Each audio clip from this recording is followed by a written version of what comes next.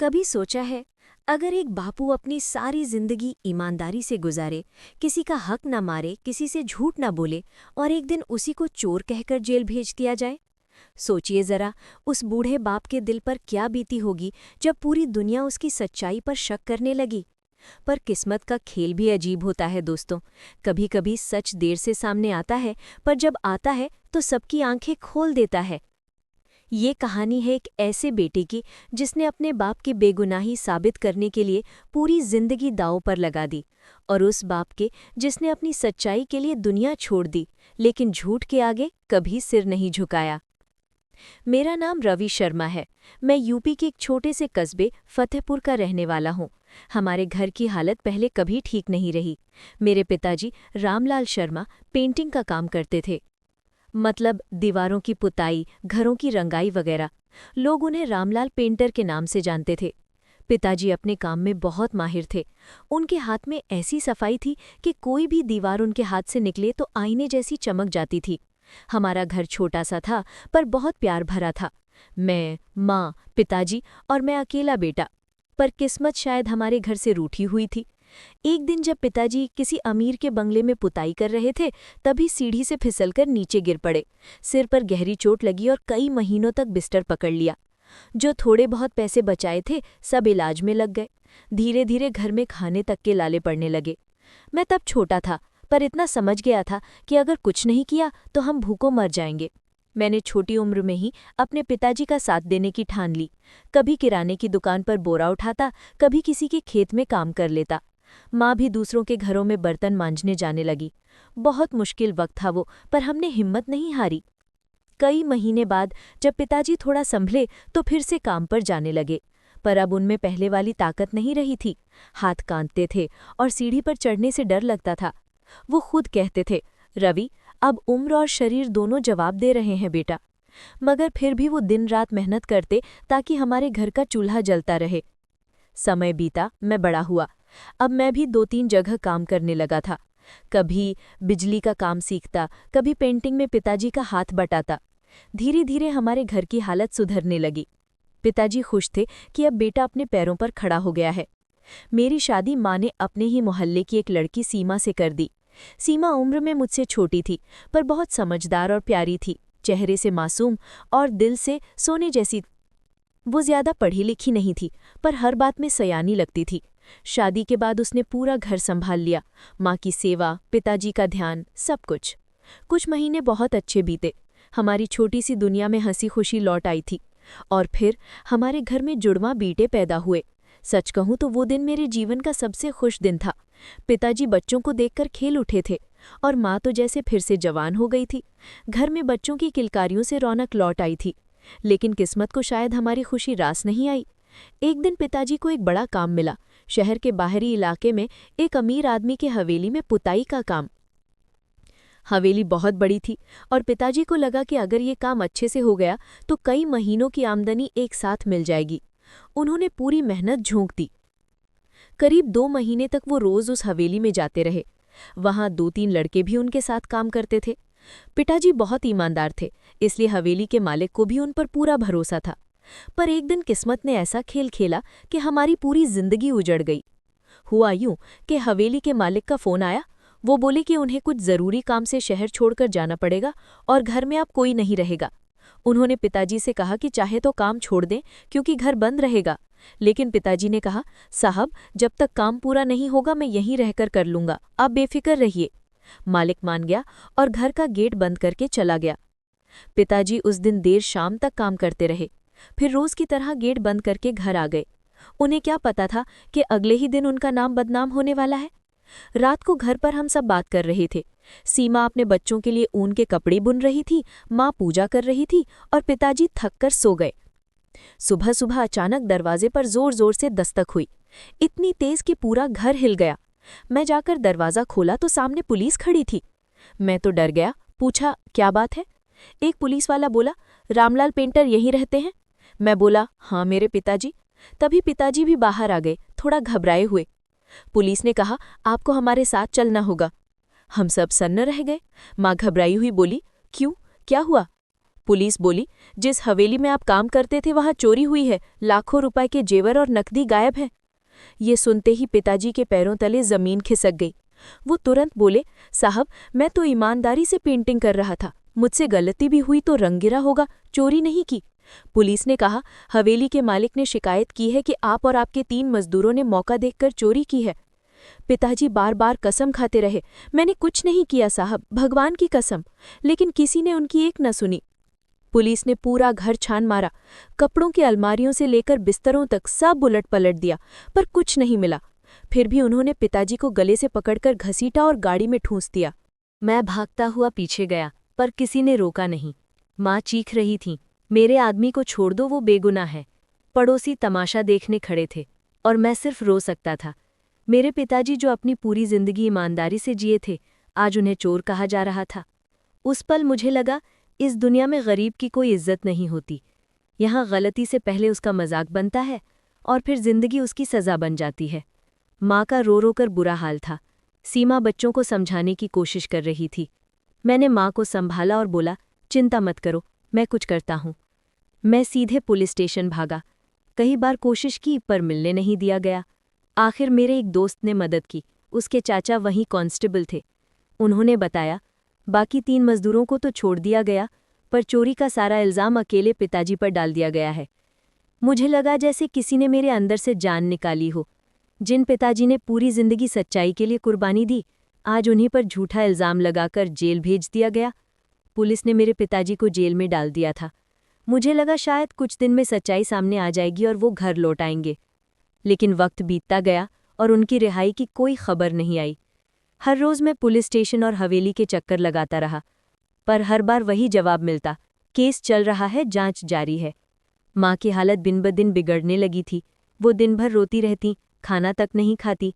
रात को जब भी सोने जाती तो कहती, रवि तेरे बापू ने किसी का हक नहीं मारा बेटा, भगवान सब जानता है।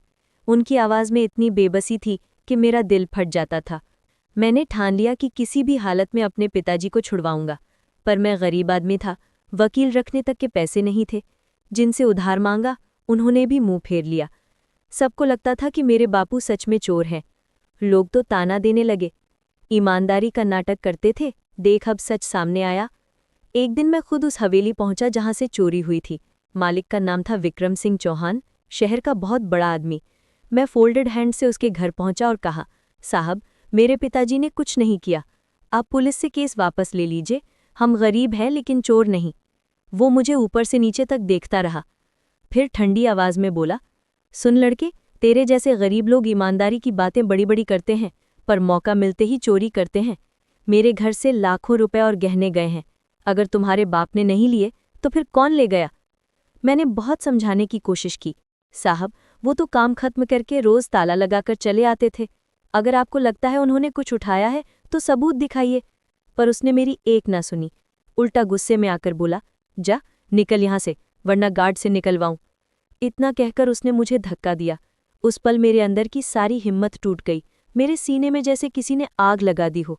मुझे लगा दुनिया में गरीब का सच कोई नहीं सुनता। यहाँ सिर्फ इज्जत अमीरों की होती है और बाकी सब बस शक के घेरे में।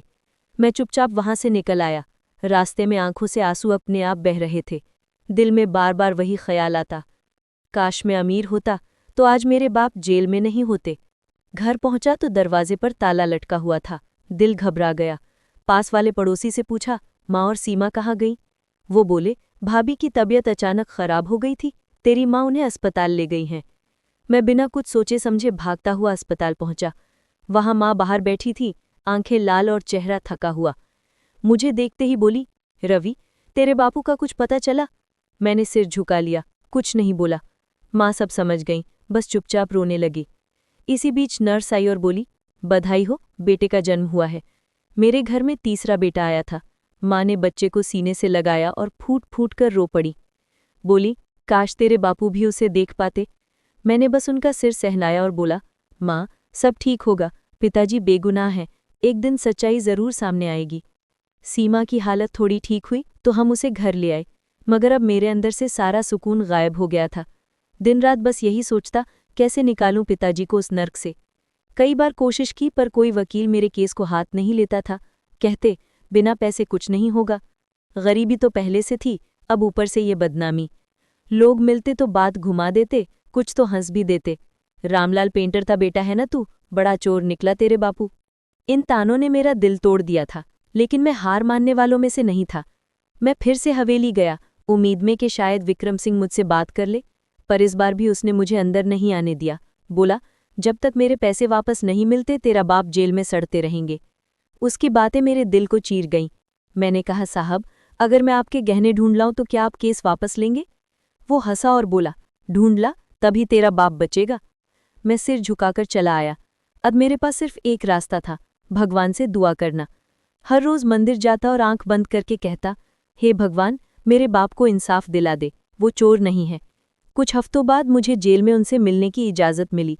जब उन्हें देखा तो मेरी आंखों में आंसू आ गए। वो बहुत कमज़ोर हो चुके थे, चेहरा पीला, दाढ़ी बढ़ी हुई और आंखों में उदासी। मैंने कहा, बापू, मैं आपको यहाँ से निकाल लूँगा। वो मुस्कुराए और बोले, बेटा मैं ठीक हूँ, तू चिंता मत कर, बस बच्चों का ख्याल रख। मैंने उन्हें बताया कि हमारे घर में फिर बेटा हुआ है। ये सुनकर उनकी आंखें चमक उठीं। बोले, बच्चों को ये मत बताना कि उनका दादा जेल में है, कह देना मैं किसी काम से बाहर गया हूँ। मैं नहीं चाहता कि वो सोचें कि उनका दादा चोर था। उनकी ये बात सुनकर मैं फूट फूट कर रो पड़ा। पिताजी ने हाथ पकड़कर कहा, गरीब होना गुनाह नहीं है बेटा, गुनाह है ईमानदारी खो देना। हम गरीब हैं पर बेईमान नहीं, भगवान सब देखता है, सच एक दिन सबके सामने आएगा। उनकी बातें मेरे दिल में तीर की तरह चुभ रही थीं। मुझे समझ आ गया था कि मेरे बाप को इस झूठे इल्ज़ाम से निकालना आसान नहीं होगा, पर मैं पीछे नहीं हट सकता था। दिन बीतते गए, महीने बीत गए, पिताजी जेल में रहे और हम बाहर जिंदगी से लड़ते रहे। घर में पैसे की कमी फिर से बढ़ने लगी थी। सीमा ने बच्चों की परवरिश का पूरा बोझ संभाला। माँ ने भी बहुत कोशिश की, पर वो अब कमज़ोर पड़ चुकी थी। 2 साल बीत गए। पिताजी अब भी जेल में थे। माँ का भरोसा अब भी भगवान पर था और मैं हर दिन अंदर से थोड़ा थोड़ा टूट रहा था। फिर एक दिन खबर आई, माँ अब इस दुनिया में नहीं रहीं। वो अपने पति के इंतज़ार में दम तोड़ गई थी। मैं सुन रह गया। दिल चाहता चिल्ला दूं पर आवाज़ नहीं निकली। सोचा अब पिताजी को कैसे बताऊं, पर इससे पहले ही कुछ हफ्तों बाद एक और खबर आई। पिताजी भी इस दुनिया को छोड़ गए। दोनों एक ही साल चले गए। एक को बेगुनाही की सज़ा मिली और दूसरे को इंतज़ार की। माँ और पिताजी दोनों के जाने के बाद मेरा घर जैसे सुनसान हो गया था। घर की दीवारें तक अब मुझे काटने लगी थीं। हर कोने से उनकी यादें झलकती थीं। माँ की पूजा की थाली, पिताजी का पुराना रंग वाला डिब्बा और वो टूटी सी कुर्सी जिस पर बैठकर वो दीवारों की डिज़ाइन बनाते थे। सीमा और बच्चे भी बहुत दुखी थे, पर मैं उन्हें संभालने की कोशिश करता रहा। कभी बच्चों के सामने आंसू नहीं बहाए, पर रात को जब सब सो जाते तो मैं तकिए में चेहरा छिपाकर रोता रहता था। मैंने ठान लिया था कि अब अपने परिवार को किसी चीज़ की कमी नहीं होने दूंगा। पिताजी को बेइज्जती झेलनी पड़ी क्योंकि हम गरीब थे। अब मैं वो गलती दोबारा नहीं दोहराना चाहता था। मैंने कई जगह काम ढूंढा, पर जैसे किस्मत मुझसे अब भी नाराज़ थी। जहाँ भी जाता या तो काम मिल नहीं पाता या मजदूरी इतनी कम मिलती कि घर चलाना भी मुश्किल था। एक दिन मोहल्ले का एक आदमी मिला, बोला, रवि, दुबई में एक होटल में सफाई का काम है, अगर तू चाहे तो तेरा इंतज़ाम करवा दूँ। मैंने बिना सोचे समझे हाँ कर दी। सोचा, चाहे कोई भी काम हो, अगर ईमानदारी से करूँगा तो ज़रूर कुछ अच्छा होगा। मैंने दोस्तों से उधार लेकर टिकट बनवाया और कुछ ही हफ्तों में मैं दुबई पहुंच गया। पहली बार देश से बाहर गया था। न वहाँ की भाषा आती थी, न वहाँ के तौर तरीके, पर पेट और बच्चों की मुस्कान के लिए सब कुछ सीख लिया। मैं एक छोटे से रेस्टोरेंट में सफाई करता था। सुबह से लेकर देर रात तक झाड़ू, पोंछा, बर्तन धोना, यहाँ तक कि टॉयलेट साफ करना भी करता था। मगर महीने के अंत में जो सैलरी मिलती थी, उसमें से भी आधे पैसे वो ठेकेदार काट लेता था जिसने मुझे यहाँ काम दिलवाया था। मुझे बहुत गुस्सा आता, पर मजबूरी थी। अगर काम छोड़ देता तो घर के लोग भूखे मर जाते। रात को कमरे में अकेले बैठकर सीमा और बच्चों की तस्वीरें देखता तो दिल भर आता था। मैं खुद से कहता, थोड़ा और सह ले रवि, एक दिन तू अपने बच्चों को वो सब देगा जो तेरे बापू तुझे नहीं दे पाए। कई महीने ऐसे ही बीत गए। एक दिन सीमा का फ़ोन आया। उसकी आवाज़ में खुशी थी। रवि, तुम्हारे भेजे हुए 1 लाख रुपए से मैंने बच्चों के लिए नए कपड़े खरीदे और जो उधार लिया था वो भी चुका दिया। मैं चौंक गया। मैंने तो कोई पैसे नहीं भेजे थे। मैंने कहा, कौन से पैसे सीमा? मैंने तो अभी तक 1 रुपया भी नहीं भेजा। वो बोली, क्या बात कर रहे हो? हर महीने कोई आदमी आता है, कहता है रवि भाई ने भेजे हैं पैसे। आज भी वही आया था, उसने लिफाफे में पूरे 1 लाख रुपए दिए। मुझे लगा शायद कोई गलत फहमी है। मैंने कहा, अच्छा ठीक है, मैं देखता हूँ।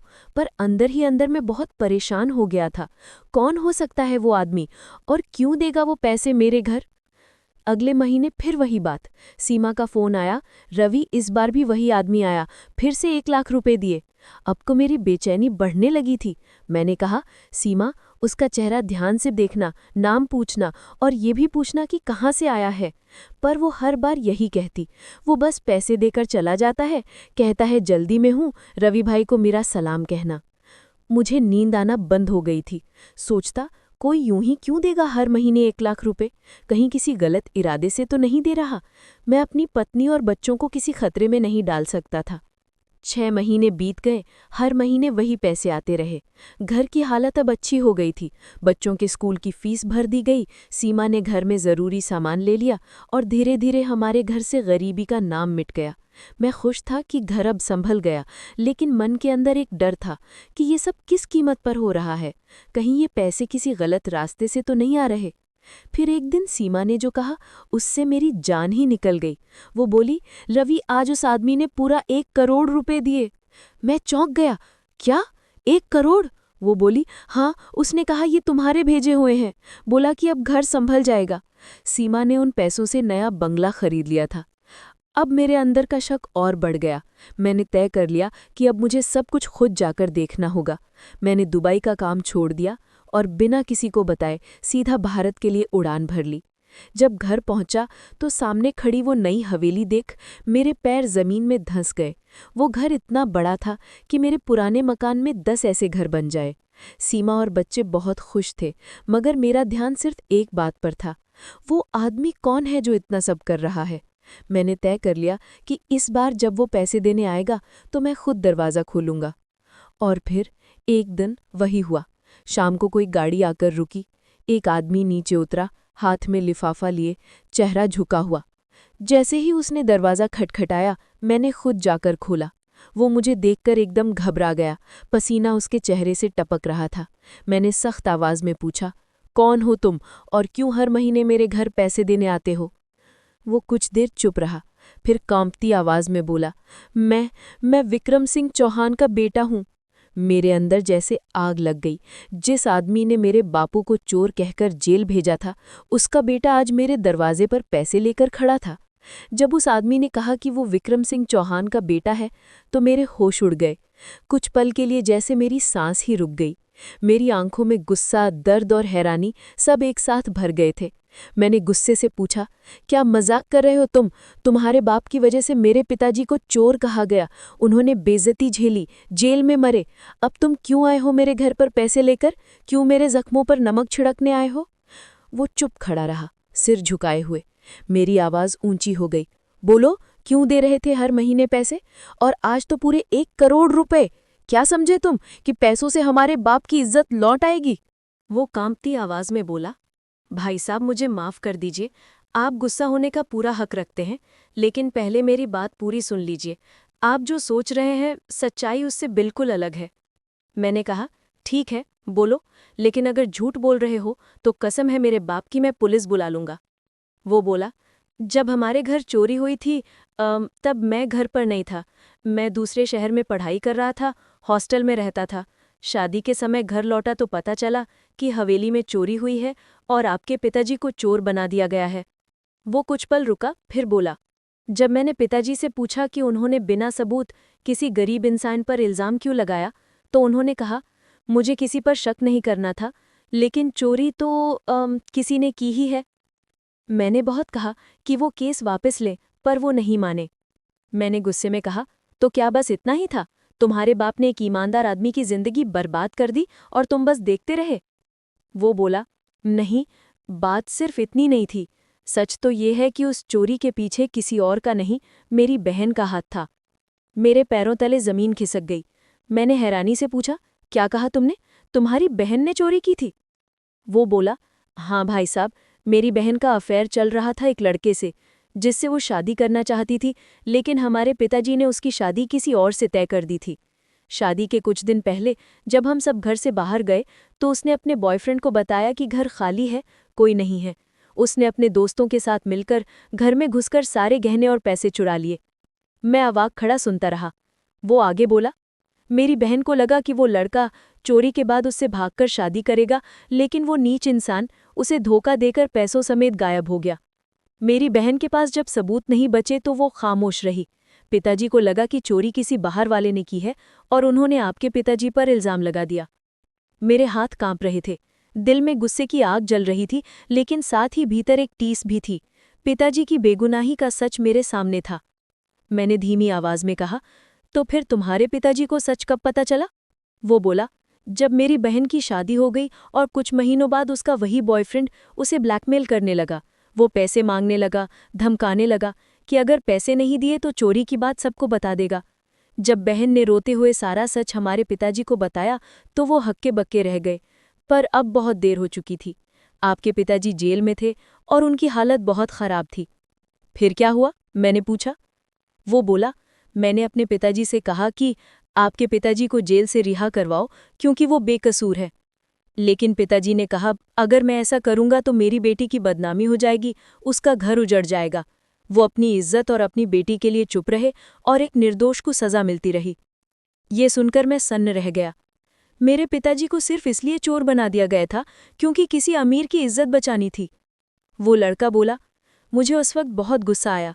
मैं पिताजी से कहता रहा कि आप किसी की जिंदगी बर्बाद कर रहे हैं, पर वो नहीं माने। 2 साल बाद उनकी मौत हो गई। मौत से पहले उन्होंने मुझसे कहा, अगर कभी मौका मिले तो उस पेंटर के परिवार से माफ़ी मांग लेना। वो रोका, उसकी आंखों से आंसू बह रहे थे। मैं जल गया था जेल में आपके पिताजी से मिलने। मैंने उन्हें सारी सच्चाई बता दी, पर जानते हैं उन्होंने क्या कहा? मैं चुप रहा, बस उसकी आंखों में देखता रहा। वो बोला, उन्होंने कहा, बेटा अगर तुम ये बात बाहर लाओगे तो तुम्हारी बहन बदनाम हो जाएगी। मैं गरीब हूं, पर किसी और की बदनामी की कीमत पर अपनी बेगुनाही नहीं चाहता। मेरी आंखों से आंसू बहने लगे। पिताजी आज भी मेरे दिल में जिंदा थे। इतने बड़े दिल वाले इंसान को कितनी बड़ी सजा मिली थी। वो लड़का बोला, तब से मुझे बहुत ग्लानि होती थी। मैंने सोचा मैं किसी तरह उस परिवार की मदद करूंगा। आपके पिताजी ने जो सहा उसका बोझ मेरे दिल से कभी नहीं उतर सका, इसलिए मैंने हर महीने पैसे भेजने शुरू किए। और आज जो 1 करोड़ रुपए लाया हूं, वो सिर्फ पैसे नहीं है, वो माफ़ी है मेरे पिता की ओर से। मैं चुपचाप खड़ा था। मेरे दिल में गुस्सा भी था, पर एक अजीब सी शांति भी। मैंने कहा, पैसे रखो, हम गरीब हैं, लेकिन हमारी आत्मा गरीब नहीं है। पैसों से हमारे बाप की इज्जत नहीं लौटेगी।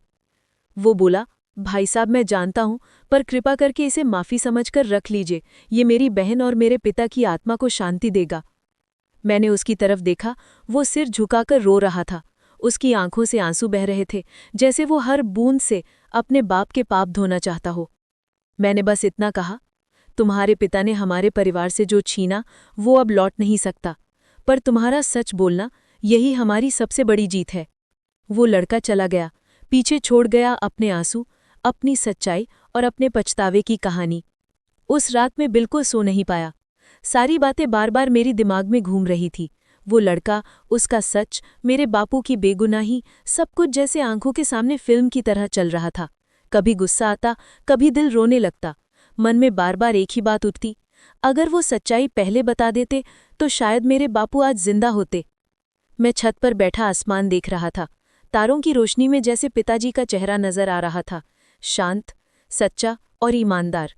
मुझे ऐसा लगा जैसे वो कह रहे हों, रवि, गुस्से से कुछ हासिल नहीं होगा। सच सामने आ गया, यही हमारी जीत है। मेरी आंखों से आंसू निकल आए। मैंने हाथ जोड़कर आसमान की तरफ देखा और कहा, बापू, मैं वादा करता हूं, अब कोई तुम्हें चोर नहीं कहेगा। अब मैं तुम्हारा नाम ऊंचा करूंगा। सुबह हुई तो सीमा मेरे पास आई। कहने लगी, रवि, रात को क्या हुआ था? तुम्हारे चेहरे का रंग उड़ा हुआ है। मैंने कुछ नहीं कहा, बस मुस्कुरा दिया और बोला, सीमा, अब सब ठीक है। जो सच हमें पता होना चाहिए था वो आखिरकार सामने आ गया है। वो बोली, कौन सा सच? मैंने कहा, समय आने पर सब बता दूंगा। फिर मैंने लिफाफे में रखे वो पैसे देखे, पूरा 1 करोड़ रुपए। दिल में सवाल उठा, क्या मुझे ये पैसे रख लेने चाहिए?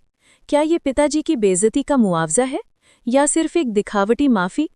फिर खुद ही जवाब मिला, पैसों से इज्जत नहीं लौटती रवि, पिताजी ने सिखाया था, ईमानदारी सबसे बड़ी पूंजी है। मैंने तय किया कि ये पैसे मैं अपने पास नहीं रखूंगा, पर फेंक भी नहीं सकता था, क्योंकि उस लड़के की नीयत बुरी नहीं थी। वो सच्ची दिल से माफी मांगने आया था। उसके हर नोट में एक पछतावा था, एक इंसानियत थी। मैंने वो पैसे मंदिर में चढ़ाने का मन बना लिया। सोचा, जो मेरे बापू को नहीं मिला वो किसी और के काम आ जाए। अगले दिन मैं शहर के सबसे बड़े मंदिर गया। वहां पंडित जी से कहा, मुझे ये पैसे गरीबों में बंटवाने हैं, मेरे पिताजी की आत्मा की शांति के लिए। पंडित जी ने मेरा नाम पूछा तो मैंने कहा, नाम मत लिखिए, बस लिख दीजिए, एक बेटे की श्रद्धांजलि अपने बापू को। वहां से लौटते वक्त मन हल्का लग रहा था, जैसे कोई बोझ उतर गया हो। मुझे लगा मेरे पिताजी कहीं न कहीं मुस्कुरा रहे होंगे। घर पहुंचा तो सीमा ने पूछा, वो आदमी अब दोबारा आया? मैंने कहा नहीं, और अगर आएगा भी तो उसे मना कर दूंगा। अब हमें किसी की मदद की जरूरत नहीं है। वो बोली, रवि, उसने जितना दिया उससे घर बन गया, बच्चों की पढ़ाई चल रही है, अब हमें किसी चीज की कमी नहीं है। मैं मुस्कुराया और बोला, हाँ सीमा, अब हमें कुछ नहीं चाहिए, सिर्फ हमारे बच्चों की सच्चाई और मेहनत ही हमारी दौलत है। सीमा ने मेरे चेहरे को देखा और कहा, तुम बहुत बदल गए हो रवि, पहले जैसा गुस्सा नहीं रहा। मैंने कहा, जब जिंदगी सिखाती है ना सीमा, तो इंसान के अंदर की आग भी शांत हो जाती है। उस रात जब मैं बच्चों के सिर पर हाथ फेर रहा था तो मेरी बेटी बोली, पापा, दादाजी कब आएंगे? मेरा दिल कांप गया, आंखें भर आईं। मैंने हंसते हुए कहा, बेटा, दादाजी बहुत दूर चले गए हैं, पर वो रोज रात को आसमान से तुम्हें देखते हैं। बच्ची ने मासूमियत से कहा, तो पापा, मैं भी उन्हें गुड नाइट बोलूंगी। मैंने सिर झुकाया और कहा, हाँ बेटा, रोज बोलना, गुड नाइट दादाजी। उसकी ये छोटी सी बात मेरे दिल में तीर की तरह लगी। मैंने सोचा, मेरे बच्चे कभी ये न जाने कि उनके दादा को समाज ने चोर कहा था। उनके लिए पिताजी हमेशा हीरो रहेंगे, ईमानदारी के राजा। धीरे धीरे जिंदगी वापस पटरी पर आने लगी। मैंने फिर से काम शुरू किया। इस बार मैंने खुद का छोटा सा पेंटिंग का बिजनेस खोला। नाम रखा Ramlal and sons painting service. हर दीवार पर रंग लगाते वक्त मुझे ऐसा लगता जैसे मैं अपने बापू के अधूरे सपनों को पूरा कर रहा हूँ। कभी कोई ग्राहक तारीफ करता तो दिल में आवाज आती, देखो बापू, अब लोग हमारे काम की तारीफ करते हैं। समय बीतता गया, बच्चे बड़े हुए, पढ़ाई की, और मेरा छोटा सा काम धीरे धीरे बड़ा हो गया। अब लोग मुझे रवि भाई कहकर बुलाने लगे थे, पर दिल के एक कोने में आज भी वो जख्म था जो कभी पूरी तरह नहीं भर सकता। कभी कभी रात को आंखें बंद करता हूँ तो वही दिन याद आता है जब पुलिस पिताजी को घसीट कर ले गई थी। वो चीखें, वो बेइज्जती, सब आज भी कानों में गूंजती हैं। पर फिर खुद को याद दिलाता हूँ, अब मेरे पिताजी बेगुनाह नहीं, बल्कि एक मिसाल हैं। अब मेरी दुआ बस इतनी है, भगवान किसी गरीब को झूठे इल्जाम की सजा कभी मत देना। कई साल गुजर गए थे। जिंदगी अब पहले जैसी नहीं रही थी, पर वो जख्म जो मेरे दिल पर लगा था वो आज भी जिंदा था। पिताजी के जाने के बाद भले वक्त ने बहुत कुछ बदल दिया था, लेकिन उनके नाम पर लगे उस झूठे दाग को मिटाने की आग अभी भी मेरे अंदर जल रही थी। एक दिन मैं अपने ऑफिस में बैठा था। अब मेरी पेंटिंग की कंपनी काफी बड़ी हो चुकी थी।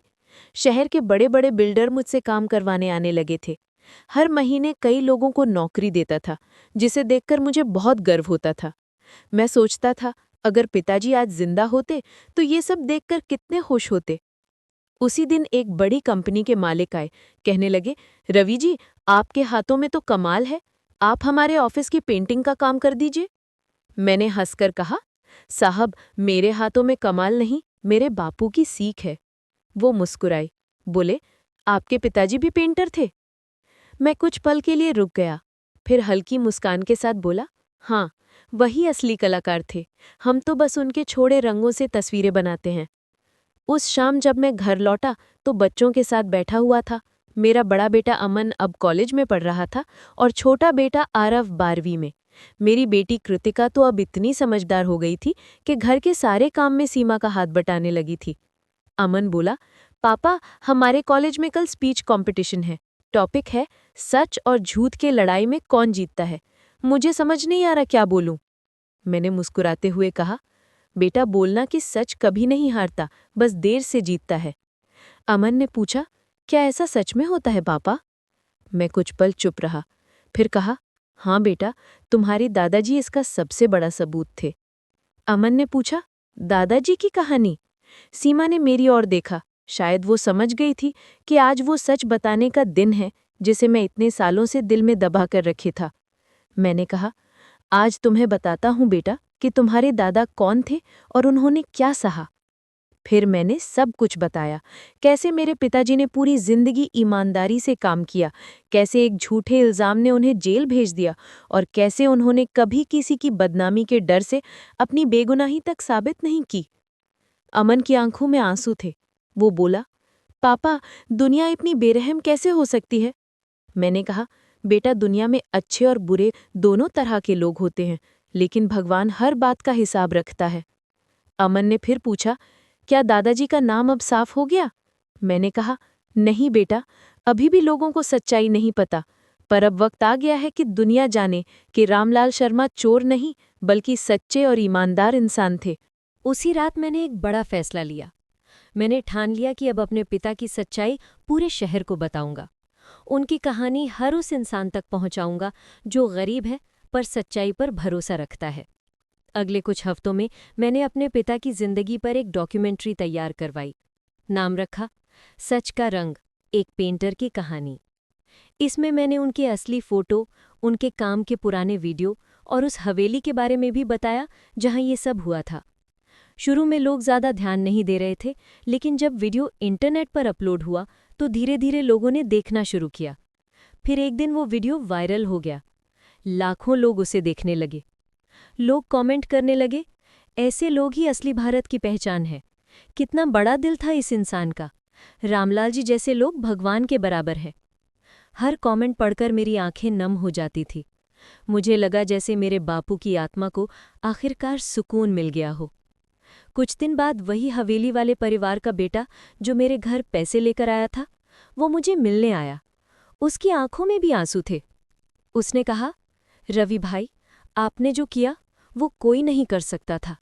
आपने ना सिर्फ अपने पिता का नाम ऊंचा किया, बल्कि मेरे पिता की आत्मा को भी सुकून दिया। मैंने कहा, मैंने कुछ नहीं किया, बस सच को दुनिया के सामने रख दिया। वो बोला, अब मैं आपकी कंपनी में साझेदारी करना चाहता हूँ। आपके पिता की ईमानदारी की याद में हर साल गरीब मजदूरों के बच्चों की पढ़ाई का खर्च मैं उठाना चाहता हूँ। मैंने उसकी आंखों में देखा, वो वही सच्चा इंसान था जो अपने बाप के किए का प्रायश्चित कर रहा था। मैंने मुस्कुराते हुए उसका हाथ थाम लिया और कहा, ठीक है भाई, चलो मिलकर कुछ अच्छा करते हैं। उस दिन से हमने एक ट्रस्ट बनाया, रामलाल ट्रस्ट, जो गरीब मजदूरों के बच्चों को पढ़ाई के लिए मदद देता था। हर साल मैं उस दिन मंदिर जाता जहां मैंने वो पैसे दान किए थी और कहता, देखो बापू, आज तुम्हारा नाम लोगों की जुबान पर है। सीमा, बच्चे और पूरा मोहल्ला गर्व से कहता था, रवि भाई के पिताजी ने जो किया वो आज के लोगों के लिए मिसाल है। धीरे धीरे जिंदगी ने वो सुकून दिया जिसका मैं बरसों से इंतजार कर रहा था। अब जब कभी आसमान की ओर देखता हूं तो लगता है जैसे पिताजी मुस्कुरा रहे हैं और कह रहे हैं, शाबाश बेटा, तूने मेरे नाम पर लगा दाग मिटा दिया। अब वक्त बहुत आगे निकल चुका था। मेरे सिर पर सफ़ेद बाल आ चुके थे, चेहरे पर झुर्रियां थी, पर दिल में सुकून था। वो सुकून जो बरसों की लड़ाई के बाद मिला था। वो सुकून जो एक बेटे को तब मिलता है जब वो अपने बाप की बेगुनाही साबित कर दे। मेरी कंपनियां पूरे शहर में मशहूर हो चुकी थी। लोग कहते थे, रवि भाई के काम में एक अजीब सी सच्चाई होती है। और मैं हर बार मुस्कुराकर सोचता, वो सच्चाई मेरे बापू की है जो आज भी मेरे साथ है। मेरे बच्चे अब बड़े हो गए थे। अमन अब एक इंजीनियर बन चुका था और आरव अपनी खुद की डिज़ाइनिंग कंपनी चला रहा था। मेरी बेटी कृतिका अब स्कूल में बच्चों को आर्ट सिखाती थी। उसके बनाए पेंटिंग्स देखकर मुझे हमेशा अपने पिताजी की याद आती थी। एक दिन कृतिका मेरे पास आई और बोली, पापा, हमारे स्कूल में एक कॉम्पिटिशन है। थीम है सच का रंग। आप मुझे बता सकते हैं कि सच का रंग कौन सा होता है? मैं कुछ देर सोचता रहा, फिर मुस्कुराकर बोला, बेटा, सच का कोई रंग नहीं होता, लेकिन जब इंसान सच बोलता है तो उसकी आंखों में चमक आ जाती है। वही असली रंग है। कृतिका बोली, तो मैं दादाजी के बारे में पेंटिंग बनाऊंगी। मैंने हैरानी से पूछा, क्या? वो बोली, हाँ पापा, आपने जो कहानी बताई थी ना दादाजी की, मैं वही बनाऊंगी। मैं दिखाऊंगी कि कैसे एक गरीब इंसान सच के लिए लड़ता है। उसकी बात सुनकर मेरी आंखें भर आई। मैंने उसे गले से लगा लिया और कहा, बेटा, तुझसे अच्छा तो कोई भी मेरे बापू को श्रद्धांजलि नहीं दे सकता। कुछ दिन बाद स्कूल में एग्जीबिशन लगी। कृतिका की बनाई पेंटिंग सबसे आगे रखी गई थी।